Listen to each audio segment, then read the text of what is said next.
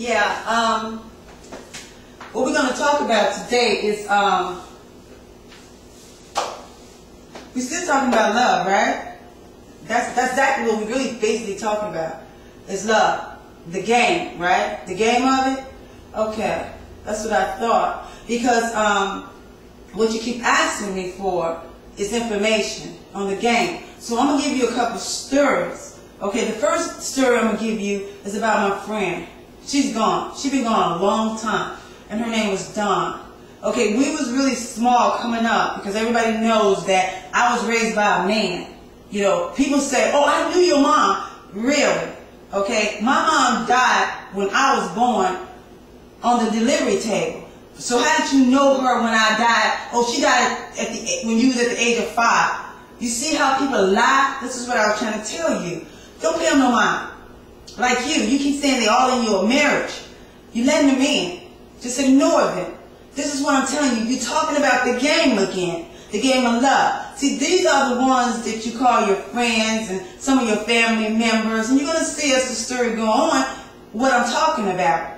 Okay, and maybe that can help you in your personal life. Like I said, Don and me came up, okay, regardless of what the color was. We was also put in what I call a convict school. We had school moms. We had professors. See, I wasn't always at home with my dad because my dad was out there doing business. He was doing whatever he does. You know what I'm saying? He also was a broker. He bought and sold things. So naturally, he made sure that I had a good education in my life. You know what I'm trying to say? Okay. So while I'm there coming up, you know, we're being taught the Word of God 24 hours a day, right along with our schoolwork. You see what I'm trying to say? So I know exactly what I'm talking about through my own experience, because when me and Don was coming up, I mean, we was like close, okay? And all of a sudden, me and Don we was like preteen, maybe 12, 13, almost 15 years of age, and we started playing this Ouija board. And when we got through playing this Ouija board, she would always bring it in. It was her favorite game. And she would bring it in our room, and we would sit there and we would play with it, try to figure out how it go and how it worked and all this other stuff. And all of a sudden, something happened. Okay? The light blinked one time. Right? And we was trying to figure out, okay, what's happening? So she was like, ooh, you know, kind of thing. Don't tell me you're afraid of the dark. And she was really into it, right? We didn't think anything of it after that. You know, we just kept going. And me and her was sneaking out at night. You know, we was, you know, breaking some of the rules because they was a little bit tight. And we was like, we want to see what it's like out there. You know, so we was always out there. We would go our own way, you know, but we would always meet up and change our clothes. We had those uniforms and things. They always had us dress a certain way so they can identify us from other people. That if an intruder come in, they'll know. That's an intruder. They shouldn't be there. So that's why they used them uniforms and all that other stuff that they had given us. And they, you know, we used to have this lobby where we buy our clothes all the time. So it was coming in from our parents. Well, anyway, it was like, I guess people would say a rich boarding school or something. But I didn't see it like that. It was like, because it was church. You know, we would sneak in late at night, and me and her would go to the church. We would crawl into this little window that we knew were always open, and we would go in there, and me and her would sit there and have our lunch, and we would eat late night, and we would talk all the time about personal things because we was best friends. So she was sneaking out with her boyfriend, and I was sneaking out too, you know, with my boyfriend. I ain't gonna lie. And all of a sudden, something happened to us, right? That it happened to me. We both was in our room, and we shared rooms at the time, you know. And we was laying in the bed, and she says, "Do you hear that?" I was like, "Yeah." So I called the other girls. I was like, "Hey, you guys hear that?" Nobody heard anything but me and her. We thought we was losing our mind. You understand what I'm saying? Because me and her had played that Ouija board so much till we exploded something in our lives. We caused something to happen spiritually that we was way out of our league on. And it was tormenting us. It was inside our heads. And because we both did it, we both was experiencing the same thing at the same time. It was like something was coming up the stairs. Something was tearing up our room. I mean, it scared the crap out of us, right? One time I said to myself, okay, I couldn't sleep. I couldn't eat. I was getting sick. I was having nightmares. I was going mentally out of my mind. And she was too. She began to drink, you know. And I kept telling her, I said, don't drink, don't drink. You know, let's try to figure out what we did. So we was in school. We was asking the professors and talking to the school moms. And we was really trying to get it together. What did we do? Did we lose something? And as they was teaching us about the curse and the blessing, we sort of bagged up a little bit. Whoa, what do we do with that Ouija board? See, but the lady had told us once before, get rid of that. That was no game to play.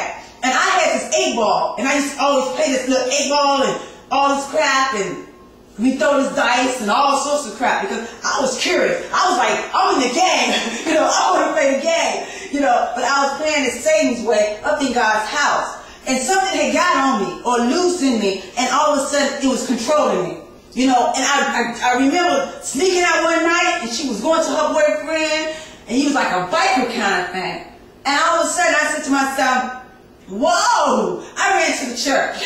I didn't even leave the ground. You know, I just jumped out of where all the quarters were. I got out of that back door, and I flew across that field. I ran over there and crawled in that window. I threw myself on that pulpit. I said, God, please tell me, what did I do to myself? Because I can't sleep, I can't eat, I can't drink. Something has happened to me mentally. It's like I'm losing my mind. And every day I would go and look at that cross, and I would go and I would, you know, eat the bread and drink the wine, and I would kind of fast, and I was trying to get something to purge me, right? So, because I had no idea something, I just didn't know. So every night I would go and I would fall asleep.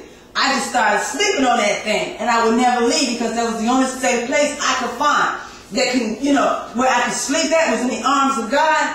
Whew. But my friend Dawn just kept going. She just kept going. And all of a sudden, boom, it happened. She flew in that church, and me and her was praying.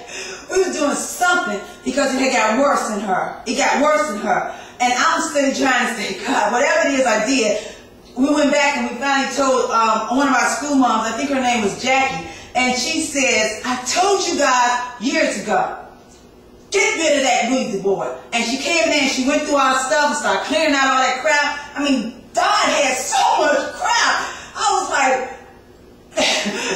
okay, you serious? You know, and all I played was that little Ouija board and that little 8-ball thing she had, you know, because I had picked it up. And I sort of liked it because you're shaking and then you ask the question and it says something back to you. But as a child, right, I had took it and then I took it back over there and see, that was off. You couldn't do that. It was called, like, I guess it was considered like a thief or stealing or something. Because, you know, even though it was hers and everything, she knew I had it because she was standing there. She said, play with it, play with it, play with it. So I was playing with it. And right in front of her, and I said, well, let me keep it for a little while, you know? And I capped it and then I took it back. Even though it was in my possession, it caused me some problems. Because I also learned that I lose something in my life. And my professor kept telling me, stop playing with that spirit. That's a real player. That's a real game. You playing with a loser. He's going to take you down, and he's going to kill you. See, once the sin is committed, because he's going to drag you. He's going to drag you when it's his time. He's going to put that illusion in your face, and he's going to give you everything you want, and he's going to make you think that you're the boss, you running stuff. He's going to bring people into your life that's going to keep turning you here and here and get you all sorts of trouble. And all of a sudden, you're going to be going down somewhere, and all of a sudden, here comes sin, bring forth death. Boom! You're going to fall dead. You're going to die right then and there. See, he kept telling me that. Let it go. Leave it alone. Go cleanse your stuff. My friend Joy, she grabbed this sheet, and she did something, and she laid it on the altar because she had did something. I think she had sex or something. She had did something so personal she wouldn't tell anybody.